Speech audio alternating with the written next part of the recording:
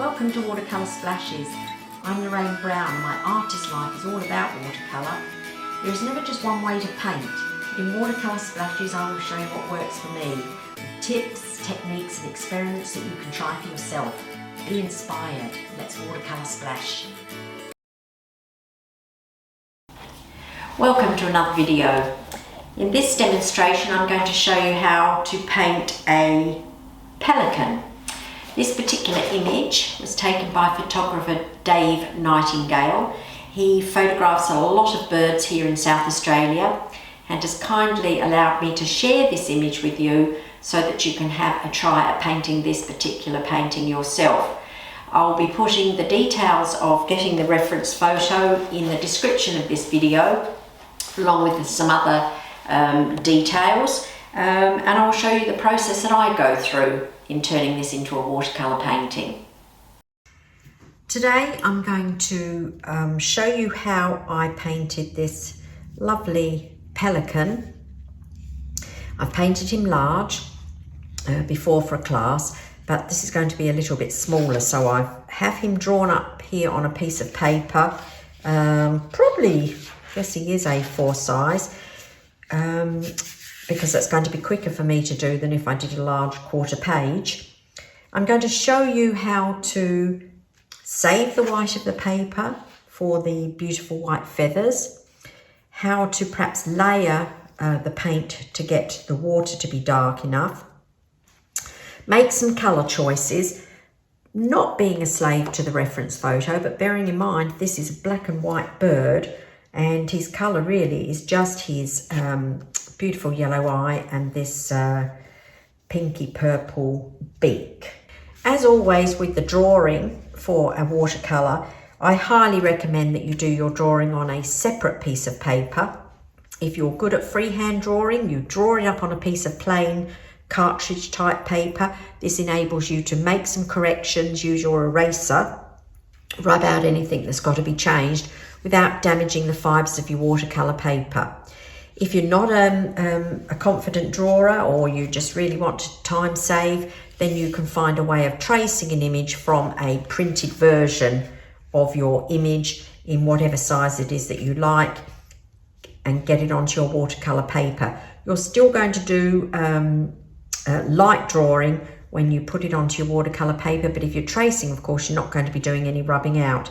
So to trace, you're either going to put your drawing or your reference image up onto a light filled window with the sun shining in, or if you're lucky to have a light box, you pop the image on the light box, put your watercolour paper over the top and do really just the amount of drawing that you need to be able to see where you're going.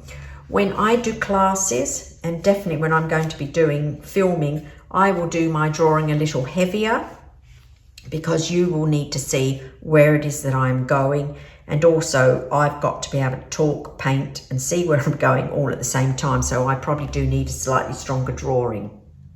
The means you use, once you have your drawing onto your watercolour paper with using a graphite pencil, I highly recommend that you take a kneaded eraser, just get into a little bit perhaps of a sausage type shape, and I roll it over my drawing,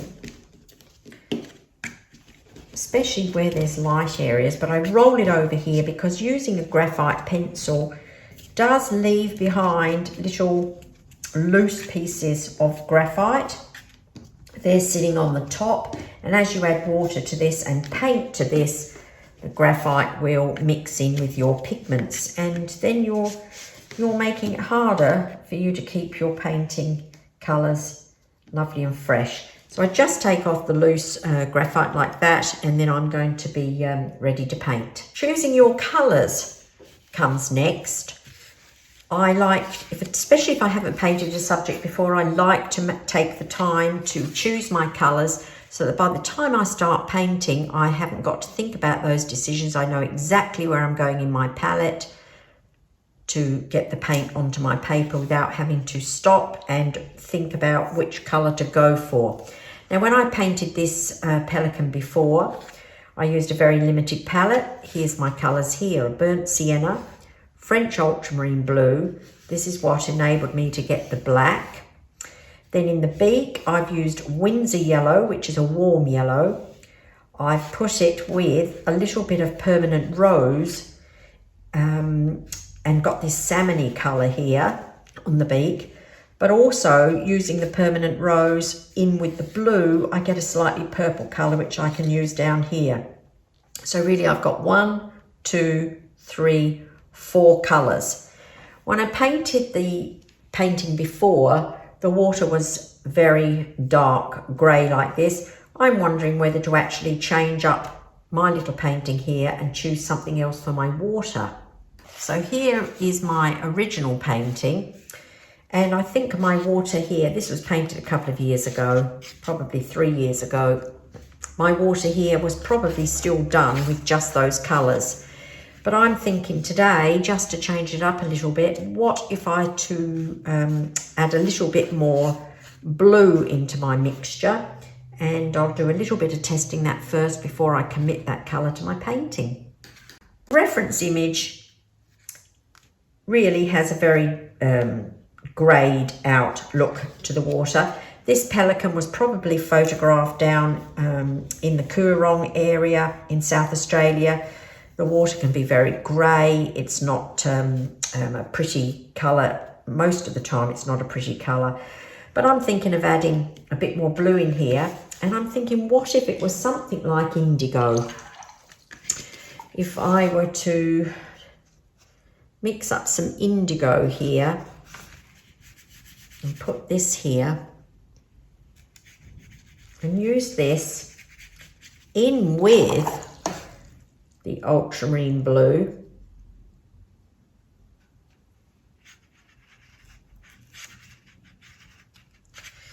And probably still greyed down with the burnt sienna. Maybe I'll just get a slightly brighter watercolour. Remembering a reference image is just that. I'm always attracted to a reference image because of a pose.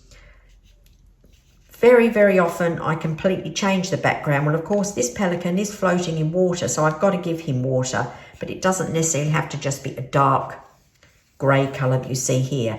So I think this time I'm going to drop in some indigo and just brighten up the water a little bit. So on my little swatch here, I'll just put this little bit of indigo as my reminder that's what's in here. I'll just write on here now, indigo. And I know my pigments now are going to be burnt sienna, French ultramarine blue, Winsor yellow, permanent rose and indigo. I'm not a fan of using masking fluid.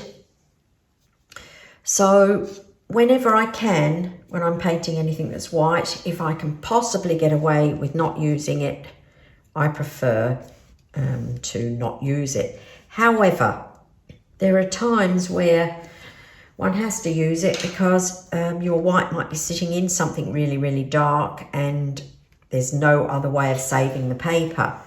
I'm looking here at my reference image. The top of the pelican's head, his little feathers here are all fluffed up and they're going into a dark background. If I don't use masking fluid here, I've got to find a way of painting those into the bird, sort of more like negative painting, so that I don't have to use masking fluid. That's probably the only area, if I was going to use masking fluid, that I would have to on this image, because where the body of the bird is sitting in the water down here, that's fine, that's really dark. His wing area over here is really smooth against the water, so I'd be fine there. So I think just for this exercise, and so you can see how I might put down masking fluid, I think I'll put it down just for this area up here. I always pour just a small amount of masking fluid into a container because it's nasty stuff if you spill it.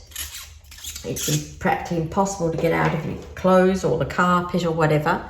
And that's happened to me. So I feel this way, if I'm going to spill it, it's only a tiny little bit.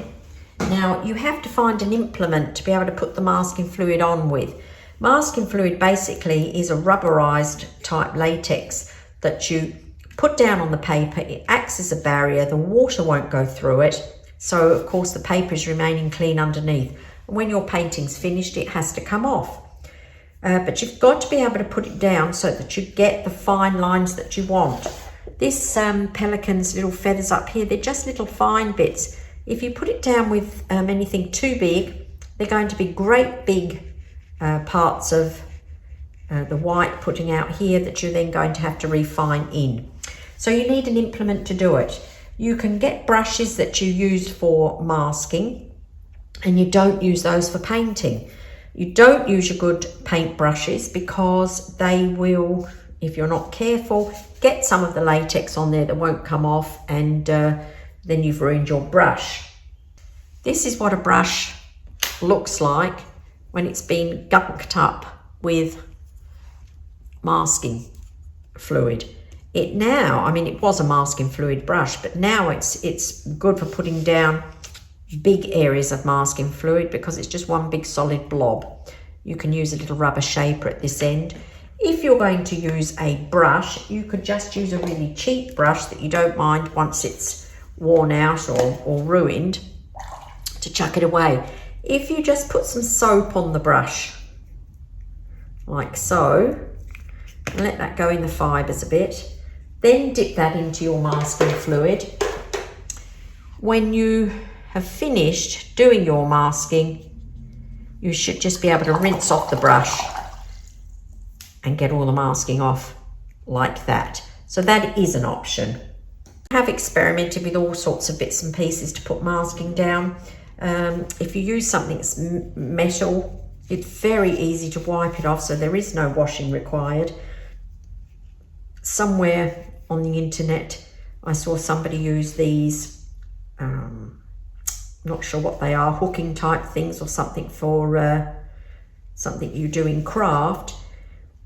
They come in different widths here. The issue with these is there's a little ball on the end of each point, and I guess that's for safety as well. And if you're using it for needlework, you certainly won't want to be putting holes into your work. But where that makes it tricky for using for masking is if you're going to do it for say a whisker or something, depending which way you put the masking down from this, you don't want a little fat ball at the end. So if you start off the masking from the biggest part of the body and then drag out the stroke, then if there is a blobby part, it's on the big area. So I'll just put, not a lot, I'm not going to put every single one I see here, but I'm just going to give myself a couple of little white bits that will ultimately remain white when I take them off if I've painted the dark background. So can you see what I'm doing here? Just little tiny strokes, just little tiny feathers that will, as I say, stay white into the dark area of the water. The masking fluid must be perfectly dry before you start painting. Now, when you only put down little fine marks like this, it doesn't take very long, a couple of minutes. If you were masking out something that was bigger or thicker, the masking fluid will take a little while to dry. So while I'm waiting for it to dry, I just save what I can back out of that little cup, back into the bottle. By the time I've done all of this, generally it's dry enough for me to start painting. To test it, you can, I can see at the moment that this isn't dry, but to test it, if you just touch it and nothing comes off on your finger, you know that it's dry and it's going to be safe to push your brush over it. My masking fluid is dry. When I touch it, it just feels tacky. It's not coming off on my hand, so I know that's dry, so I'm ready to paint. Now, I'm going to start with the background. If I put the river water in first and cover up this portion of the paper, it's going to immediately make my white feathers stand out. I can see where I'm going with that. I can always go in and do some more on it when it was dry, but I think I would like to start with the water first. So to do that, you've got two choices. You could wet the area first, which means when you start putting your paint down, it's going to be soft. And I can see, you know, little lights on the river water here, nice little soft edges. If we put the paint down straight onto dry paper, then what happens, let's just take a single colour here, but when you put it down and then you come over to get some more, it's harder to make that look slightly blurred out and behind the bird. If we were to wet the area first and then drop our colour in, it's easier for it to move around and leave some light areas and some areas where it's gone dark, and easier to make a bit of a river pattern, you know, with waves and light hitting the water. So that's what I'm going to do. So I'm going to just use clean water first of all, and I'm going to wet everywhere that I want the water, the river water that is. Wet the river water with my clean water. So I can go over the masking fluid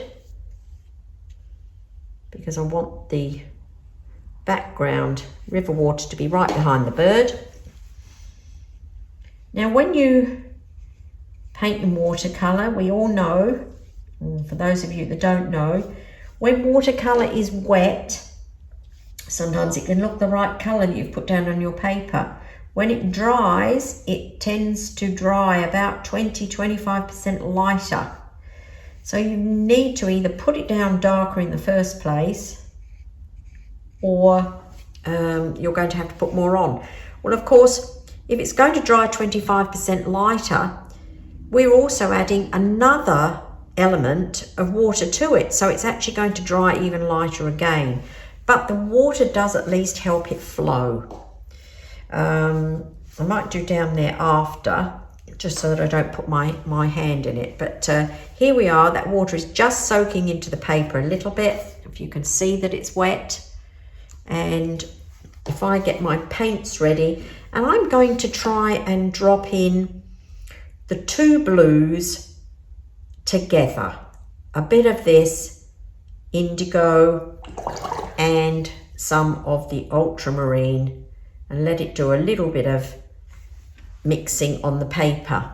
And possibly I might even just get a little bit of the burnt sienna ready so that I can drop a bit of that in with this blue to make it a little bit grey. So here goes, it's wet.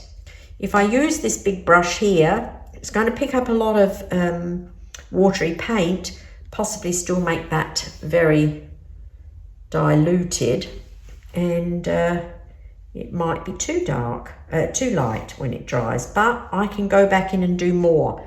But if I put it down and I don't like it because I've made it too heavy, it's much harder to get it out. Across the top of the bird's head here, where these lovely little feathers are going to be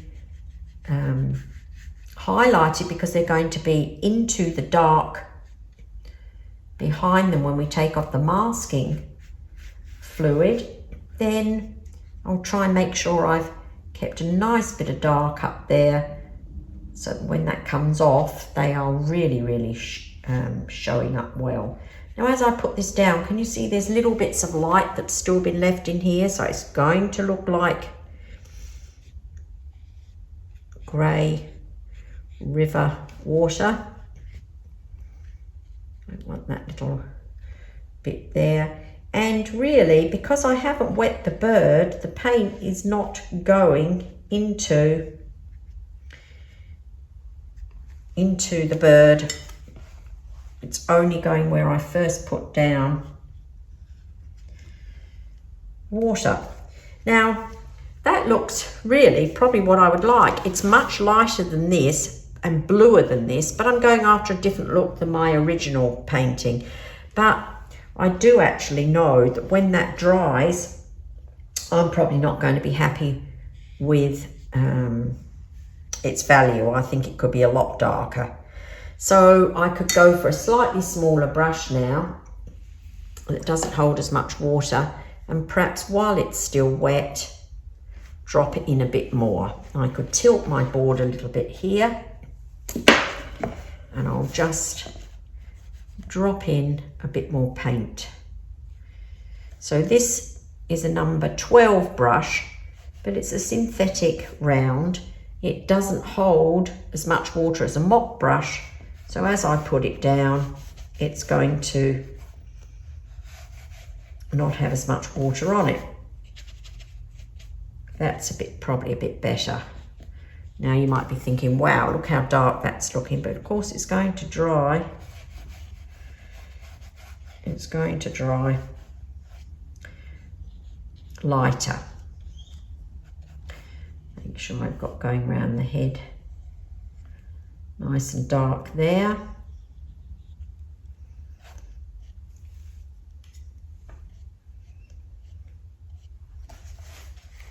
There. So I should have either put that down darker in the first place or do just what I've done then and just add a bit more pigment while it was still wet. Now I've got to let that dry, but that doesn't stop me moving on down the bottom. So I'm going to repeat exactly the same down this here, and then I'm going to let it dry before I carry on with the bird.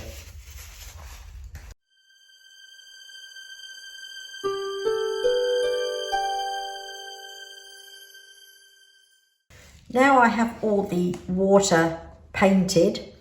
I'm going to take a couple of minutes to let this dry before I start painting on.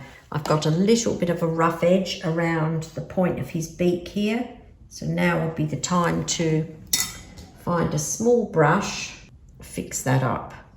So I'll just carefully paint in around that beak.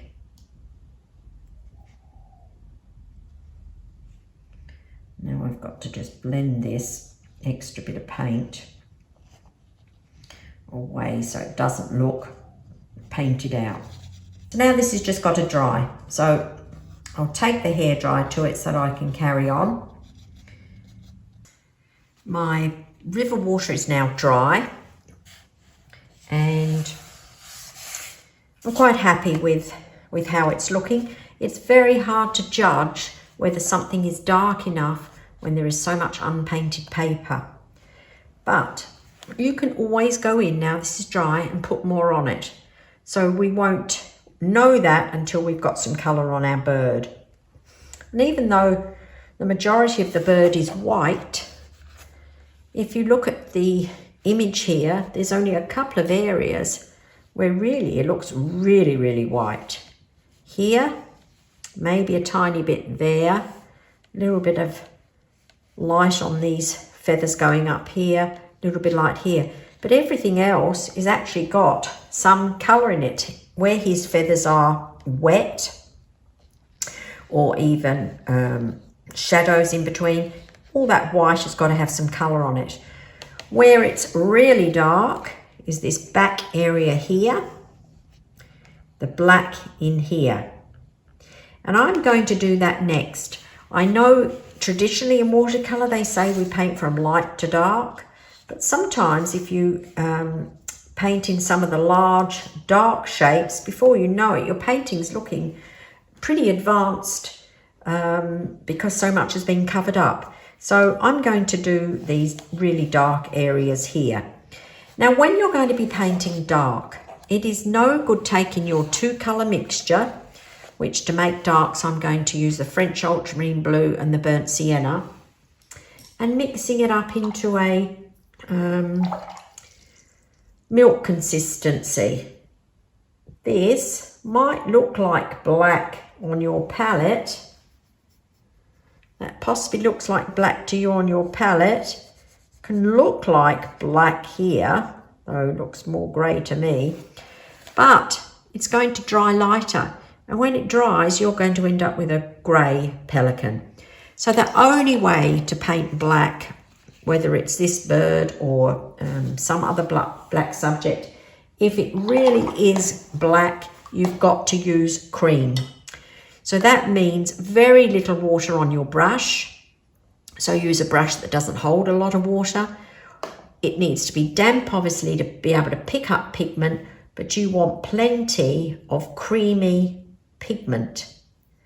And for these really too dark areas, I'm probably not going to be mixing on the paper. I'm going to be mixing my black up here on the palette. And when I mix it, if it's looking a little too brown, all I need to do is add a bit more blue to it.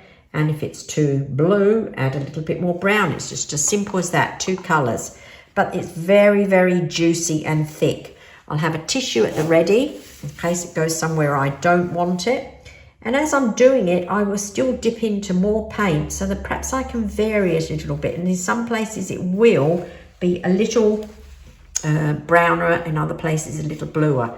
So I'm just going to put this black down here now, nice and strong, and carefully around my bird. It doesn't really quite so matter being so careful where it goes up to the water, but where it goes into the bird here, I have the opportunity also of doing some little feathers that are sticking out into him. So I'll just paint myself a few little black dashes for that. Come round here like so. I've lost the drawing there a little bit. So just follow where I can see it's got to be really dark. It's very creamy paint. It's very easy to paint with. And it can be thinned out once you've got some of it down onto here. So maybe a little bit more water if it's not moving. If this comes out too light when you give this one a try, or any time that it comes out too light, providing it is dry, you can just add some more pigment later. You can go in with another layer of paint. But I prefer, when I can, to get my blacks down in one go. It's just, wow, I nearly went down into the white there. It's just easier, quicker. If you make a slight mistake, I nearly did there, nearly ended up with a bit of extra black. No one is going to know when you're finished where perhaps he had a bit of white and where it was black. So there's one side painted. So I'll do exactly the same with this little shape over the other side. Same mixture of paint, keeping it creamy. Just enough water to be able to carry the dark pigment. And I'll just carefully paint around his face here. I'm using a number 12 here. It's a fairly big area to put, to fill in. I like to try and use as big a brush as I can to do the job. There we are, I've already changed the shape of this little bit here, but never mind, doesn't matter. I like to try and use as big a brush as I can and get in, get the paint down.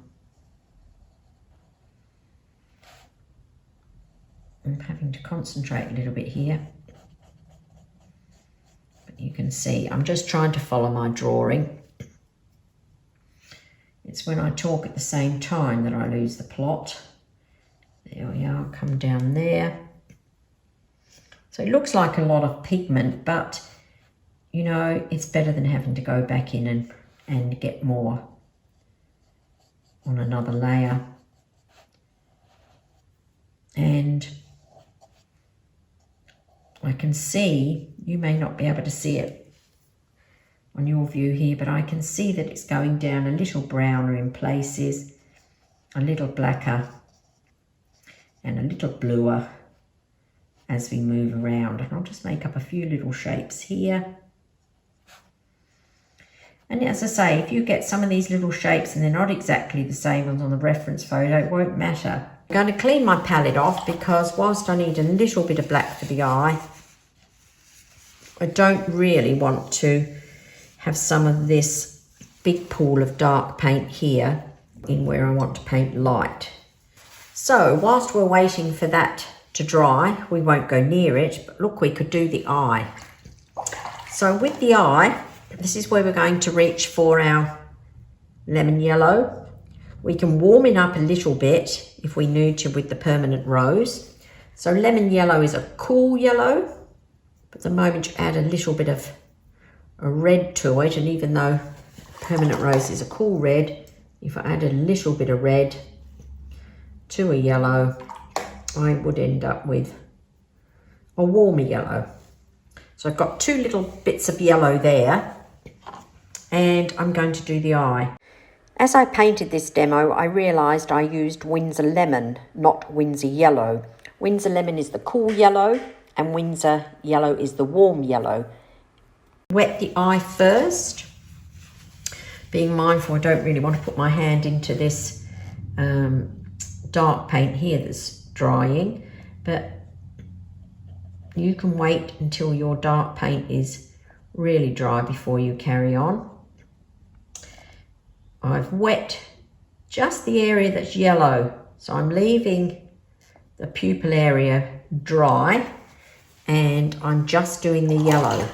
And on the other side, there's just a tiny little bit of the eyelid, I suppose it's an eyelid, showing. So I'll just drop a tiny bit of water there. Now I'll take a bit of the cool yellow, bit of the warm yellow, and drop it into this wet area.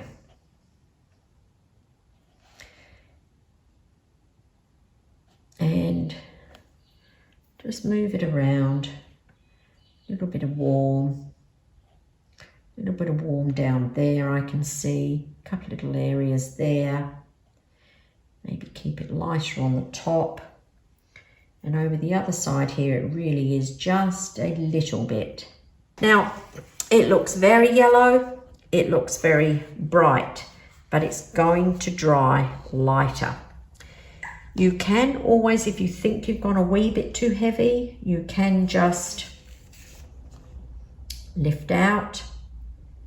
Just rinse off your brush in between, take the moisture off, just lift out a little.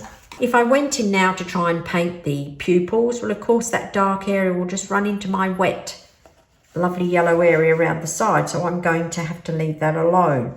So now I have a look and see where else could I move on here to be able to keep going whilst all these areas are drying. And if there aren't any areas, well, then this is where you just take a little break, run off and get a couple of jobs done, have a cup of coffee, come back, and then of course it's so dry, it's nice and safe to move all over it. So I think I will just stop, have the coffee, and then I can come back and just pull this together with the other bits that need some paint. So my dark area now is dry, the eyes are dry, I can move on. Whilst I've got this yellow in the palette, I might use it up to get it on the bottom area of the beak. Rather than waste it, it might need a wee bit more of the warm yellow versus the cool there. So I'll get a little bit more of the rose. Make myself a slightly warmer mix to put on the beak. Now, down the bottom here, I see a little highlight on there. So I'm going to try and retain a little bit of that light if I can. Just down here, but we'll see how we go. I can always lift it out after. So I'm using a really small brush now. It's a number 2. I didn't used to paint in small brushes. I used to try and do everything with a great big brush. I think it really helped my motor skills, but now I will reach in for a smaller brush and make life a little bit easier on myself. So I'm dropping a little bit of the lemon yellow in the top area there where it's hitting the light, and using the more warmy, darker yellow down the bottom here. Now, when you get down towards the water area here, you need to be really, really careful because you don't want to touch that indigo paint here. Otherwise, you will end up putting a bit of a green tinge on the end of his beak. Now I can see it could still have a bit more paint in, so it's still wet. I can still just go back in and drop a little bit more colour. It attaches itself to the moisture and the paint that's already in the paper here. Goes off and does a little bit of swimming around and colour mixing. Now I've got this yellow bit up here to do and over here.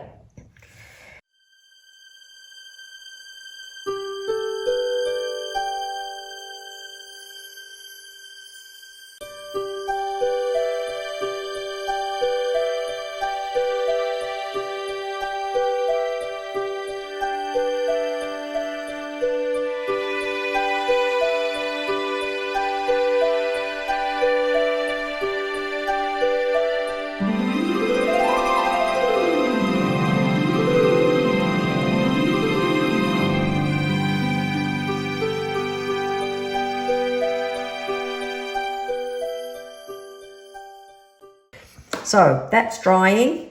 All this is dry, so I could go back up here now to the eye whilst I'm letting that dry, so I don't have to stop. So with the eye, I'm looking at the pupil here. It's really looks black. The iris, black, I don't know, just very dark. So here's my creamy mixture. I often like to paint my birds, no matter what their eye colour is, starting off with brown and then dropping the blue in. I'm going to lean down onto this just to make sure I can get what it is I want. And I'm going to try and leave the little highlight that I can see.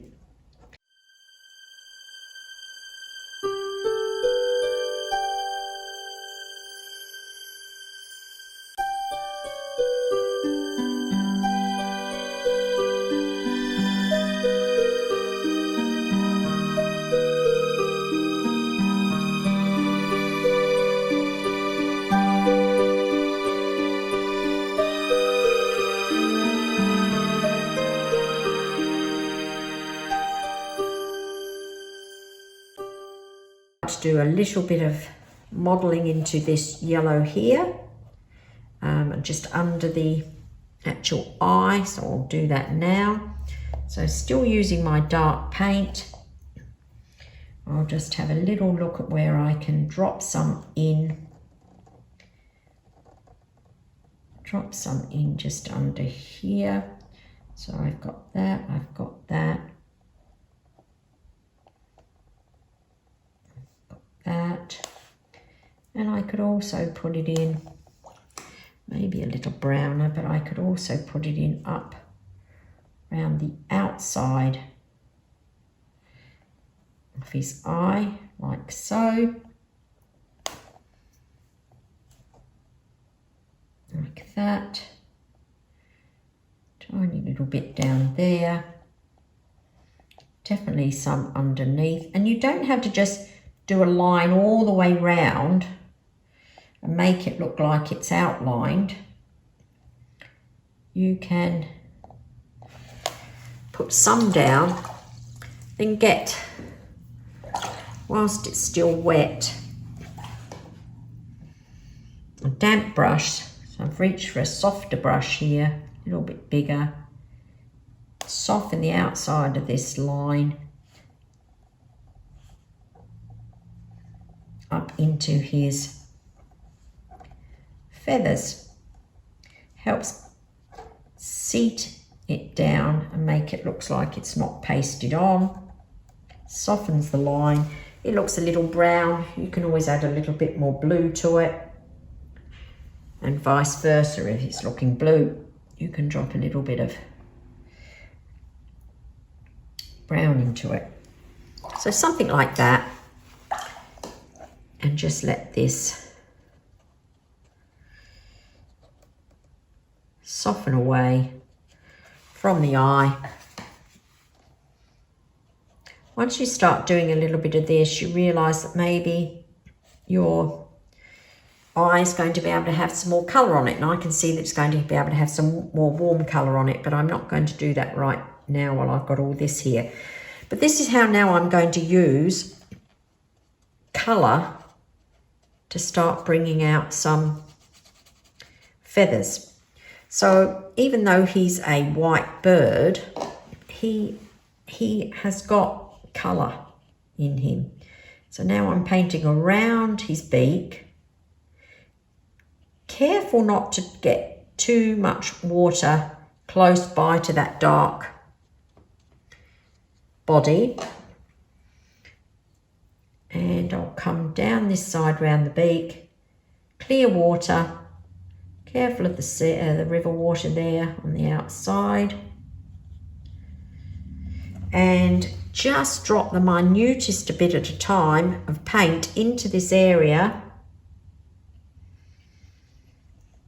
to get some darker features.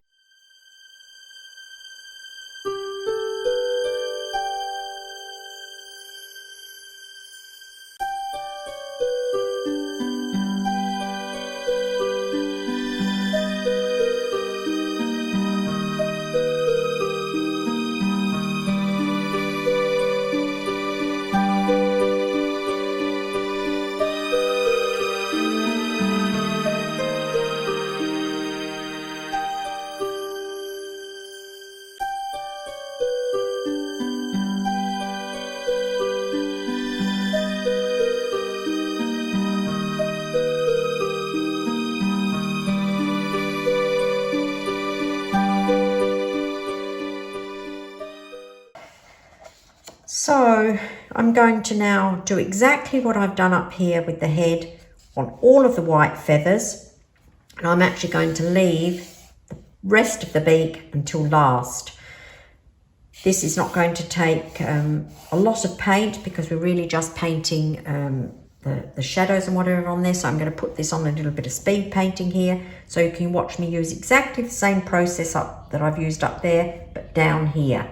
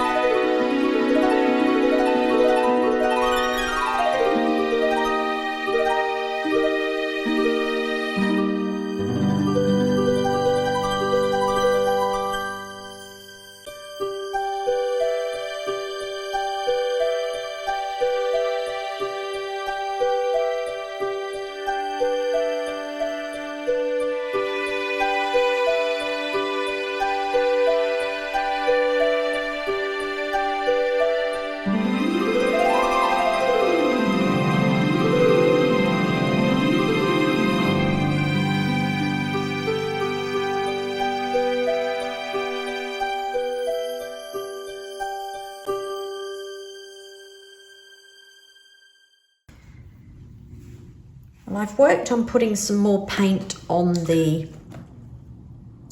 body here, thinking about where I can see it lighter. If I got a bit too much paint in there, then I just quickly put my tissue onto the damp paint and just tried lifting it out a tiny bit. Still very hard sometimes to judge, is that too dark, until really there's paint everywhere. So we have to just keep moving around the painting and make those final judgments when we've got most of it covered. This little area over here will be my next bit to tackle because that bit there is dry. Then I'll do this wing area over here and that will be the body done. So I'll put that on a little bit of speed and get that bit done.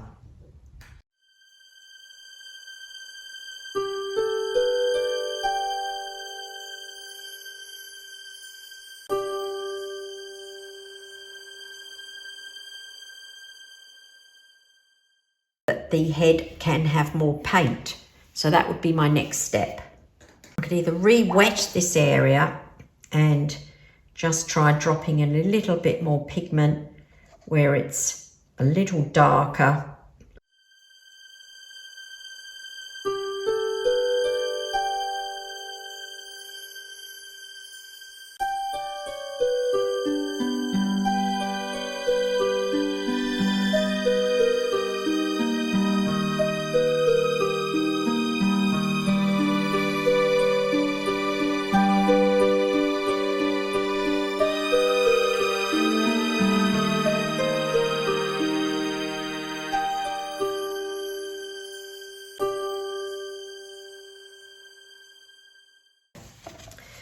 So we've got the beak left to do. It really is just a big shape to put washes on.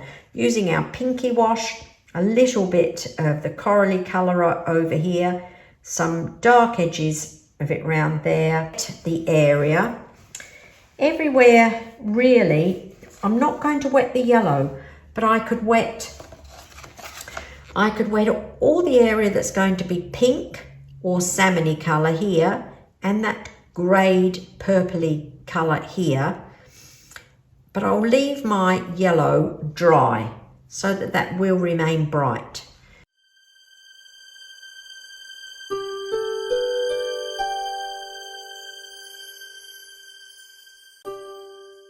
Start with the permanent rose colour.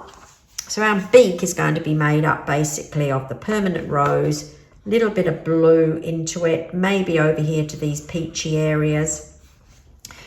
So by combining really whatever we've got going on here probably is going to do this job. So pink, where I see pink, swimming around in the water. That can turn purple down there. This is just pink here. Lighter to the edge. Purple there. Purpley grey there. Maybe a little bit of the warmth over here. Definitely in there. And in there. And in that little fleshy area there.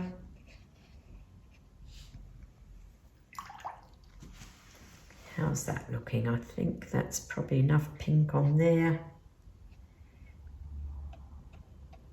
Now I could try adding this greyed area down here while it's wet, maybe with a brush that's not going to hold as much water, just so that I don't get it go too far.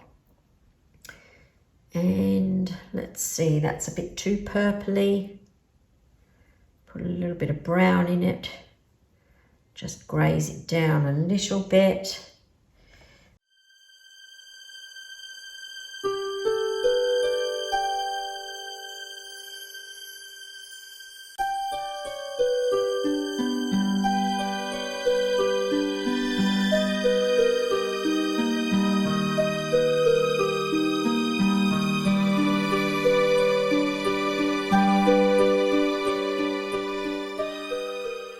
Whilst I'm waiting for the beak area to dry, I can just have a quick look around some of this other area there. When I look into the dark feathers here, of course they're not just solid black, there's edges to some of the feathers, so it can help show that by lifting out. So the edges of the feathers here are lighter, so I could just put a little bit of water onto the edge, stroke it with a small brush, and just see if I can just take off an edge of the paint. If you don't use a small brush, this can look too fat, this lifting out. So it's a little bit of being careful and just take out a little bit. So here's a little fine line. So I put the water down, rinse off my brush, take out all the moisture again, go back to it, and just see if I can just get a little bit of a, I don't want a white line, I just want a slightly lighter. Right, well, we're just about there. This is dry. So all I'm going to do is the dark areas in amongst the beak, tidy up any little areas up here, and take my masking fluid off, and I think then we're done. When you're going to paint from a photograph and you're going to change some things, so I've changed colour here, I've now got a lighter water than what we're seeing in here. It's really okay then if my bird turns out to be lighter than what I'm looking at in here. So when it comes time to do the final assessment, I'll be doing it looking at this, not so much looking at this, and making sure that it works with what else I've put on here. For these dark edges to the bird, I'm not going to have them just black. I'm just going to try and mix up a little bit of the colour from everything that's on here. So my burnt sienna, my French ultramarine blue is how I get my black. I really want this to be fairly creamy. This is a dark mark that's going down. I don't really want to have to do it more than once. But I'm going to put into it a little bit of the rose. So now it's turning a little bit purpley, which I think is probably a little bit more interesting. If it's too purple, put a little bit more brown into it. So there we are. I think I'm happy with this sort of colour. So sometimes this does take a little bit of mixing around to get exactly what it is that you want. I'm going to now just follow my image here and carefully see if I can put in these darks.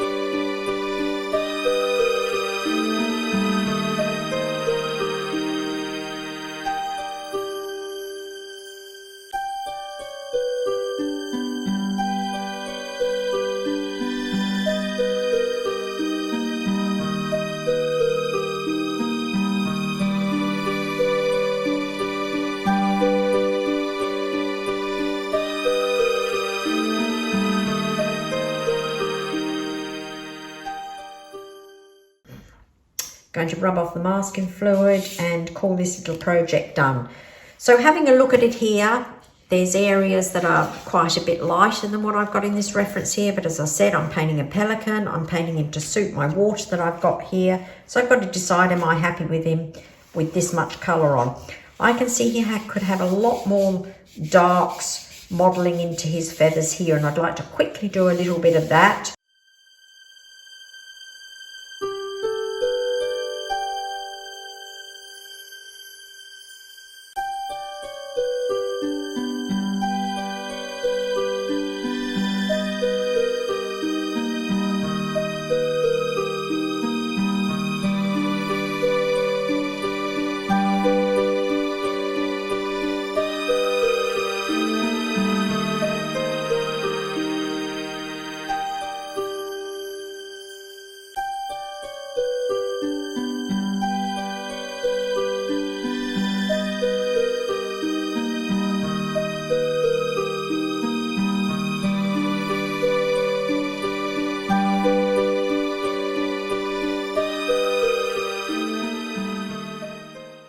Okay, so I'm going to take this masking fluid off now so you can see, hopefully, we've got some nice white feathers in there. Now with masking fluid, as long as it's dry, of course, you can take it off. You can just rub it off with your fingers. Don't rub it back into any wet paint. You can take it out like this. Oh, he looks like he's got a spiky hairdo. So this is one of the reasons I don't always enjoy using masking fluid, because sometimes it leaves much bigger lines than what you intended. So your job then is to say, do I need to sneak them down to be a wee bit smaller? To get them smaller, you can go into your background colour paint and just paint into the edges of them or shorten them.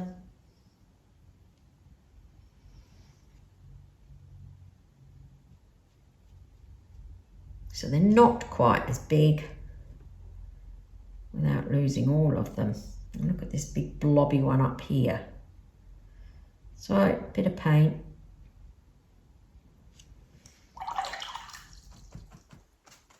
Nice dry brush.